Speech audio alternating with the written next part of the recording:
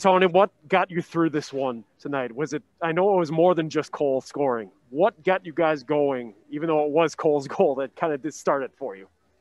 Well, first of all, nothing's been easy for our team. I think that was the first thing.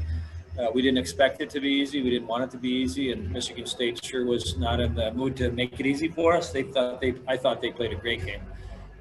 Their goaltender played really well. We needed great saves from our goaltender. We needed the power play penalty killing again. We needed 4 lines again. We didn't go real deep into the defensive back end. We probably just played the 4.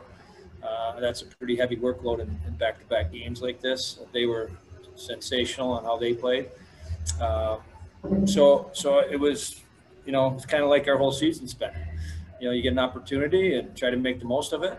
And it's not probably going to be perfect, but if you battle and play for one another and you stick with it, you give yourselves a really good chance for success. And I think that's kind of been the theme of what's happened this year.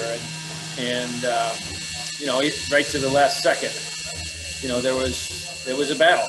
And I think it helps us for getting ready for next week and the following week. It was an easy game, and, things went in the net for us early, and we got rolling and didn't have a challenge. It might have hurt us in the long run. So I think facing a team like that, and I didn't talk to Dan after the game. He was across the bench, but I'm assuming he felt real proud of how hard his guys played and how hard they made it on us, because that was a heck of a hockey game. The Big Ten champions after finishing 7th last year. I know you didn't feel like you were a 7th place team last year, but what did it take to get this thing turned around this quickly? Well, I think our team, from a player standpoint, a personnel standpoint, last year they took personal, but they also,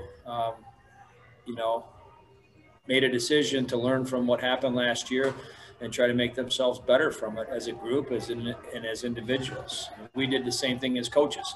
When a year happens like that, you're embarrassed and you're wondering how the heck could you allow it to fall to what it did. But it was a hard year for all of us. And, it ended abruptly with the playoff loss and then the COVID thing. And we had some opportunities that we were able to take advantage of by naming our captains early, by having lots of discussions with our returning players.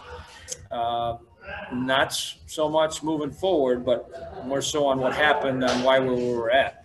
And then once we figured that out and we made some, I don't know if confession is the right word, but we made some, had discussions to fess up to why things kind of spiraled in a downward way last year, and tried to learn from it and figure out, okay, if we're going to get better, we need to be different. And our leadership group, I've said it from day one, before our season started, these guys are in control of the room. They have a maturity to them and a respect for the game, and for their teammates, and for our program, that they want to bring us back to being respectable. And I think we went past that. I think our expectations were to get back to show that we could compete with anybody. But once we got going and got things underway and we battled through the first half adversity that we battled through the first 10 games of the year, I can't tell you how valuable that is to have to go through that and scratch and claw to find a way to be respectable. And we came out of that 10 games, with that big win at Ohio State with a real short bench. And then we knew, Dylan and Cole were going to be at World Juniors. We knew we'd get back to being a full team once our guys that were out with protocol with COVID, we're going to get back to start in January. We got a full team and a full practice, right before the Minnesota series, and it just felt good. Yes. Like it did. It felt like the pieces were in place. My shot for a second. Goaltending, you can't overlook the goaltending of what these two guys have given us.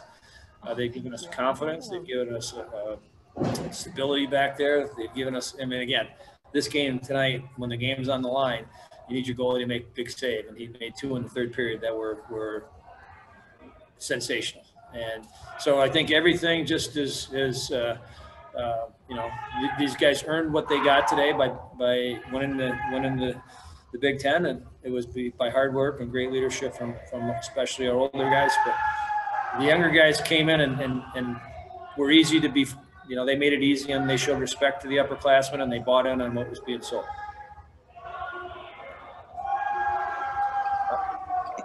The goal that Cole scored at the end of the second period, how much did that settle you guys down? It seemed like maybe things were a little jumpy, a little bit on edge for a while. We were uptight, being uptight is normal for a game because this game is different than any other game this year. The other games this year were all, hey, let's position ourselves and give ourselves an opportunity to keep getting better. This one was a game where you could say, okay, if we are able to win this one, it got us to a different level. And being uptight's okay. And like I said, I think this was a great thing for our team because, we haven't had a game like this in our program for a long time. And you have to go through these to learn how to be ready for the next one. And we went through it. Again, it's kind of been the forte of our team all year. When things get challenging, we find a way to step up, find a way to find somebody else to do it. Tonight, Cole did it, which he's done all year for us, but Cam Rowe did it. Peltonen did it. Kerr did it. Emerson did it. The S did it. I mean, you go right through the list again of guys that contribute. I thought Tarek Baker, again, as an older player, his games this weekend and last weekend and down the stretch have been just outstanding. And that gives us another line to go over the boards knowing that it's going to be productive. And then the other line, you got Ryder Donovan, who we're asking to play a position that he doesn't normally play in a big game. And he did a really good job in that role as well. So it was as always a really nice way to win because that everyone in that locker room contributed. Tony, we hear the celebration in the background. What was this moment like for you as an alum and now the head coach? That first conference championship in 21 years and a Big Ten championship too. Well, as coaches on the bench, we gave each other hugs and said mostly how proud we were of our guys and how they made this year fun for us so far. They've done, they've gone above and beyond on what we asked of them. And they've done it with class. They've done it with work. They've done it with a tremendous amount of, commitment into turning this program around. So you feel proud for the guys that you have in the locker room. They're the ones that play the game and win it. We just sit back and watch and try to stay out of their way. And that's been, it's been a wonderful group to coach because of the older players and the guys that have taken control of that room. I mean, so I think that answers it. You're proud of them, and you let them know it. You kind of enjoy the celebration. They should enjoy it. I mean, we all should.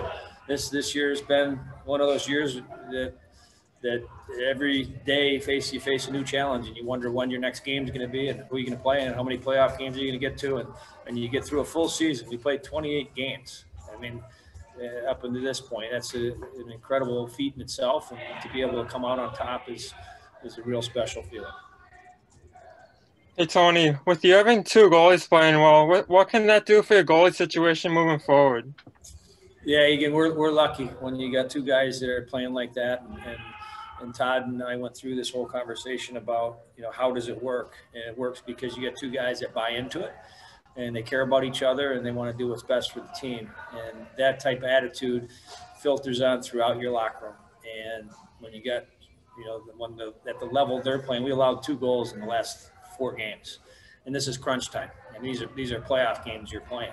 And you're playing teams that are loose and have nothing to play for from the standpoint that they're locked in a spot in the standings and they're not getting home ice, but they need to get going before the playoffs. So, like I said, I think Michigan State played outstanding tonight, and we held them, to 1 goal in 2 games in a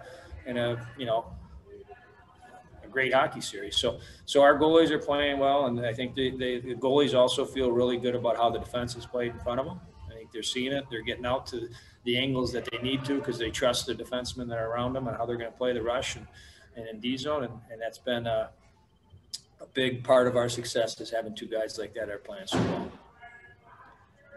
Coach, you had some big-time players leave the program last year after a season that wasn't that great, and so you come back this year. And what does that say for the need to have chemistry more than anything? I mean, it can't just be the players, and maybe what kind of lessons the coaching staff learned in that regard. Well, I mean, that was part of what we went through in the summer since the end of last season to the start of this season about why things didn't go well for us last year.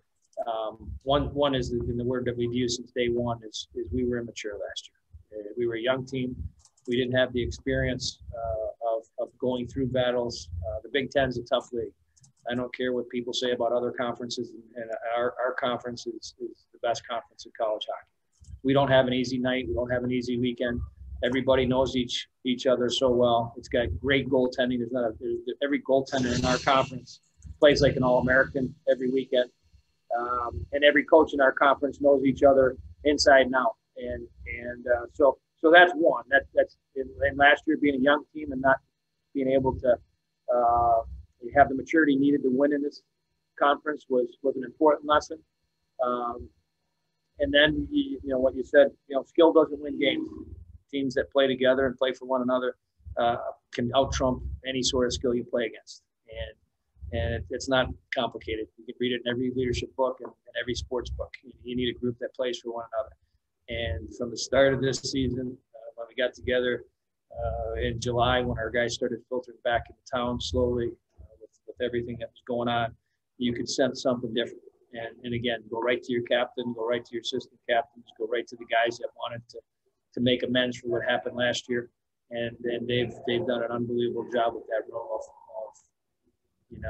learning from what happened and applying it fast. I mean, we've been fast learners. And that's been, like I said, as a coach, when it gets going like that, you just stand back and let them go. You don't have to say anything to them when things aren't going well. They know they're not doing well. You walk in, you give them a few reminders, and you get out of their way, and they take care of it.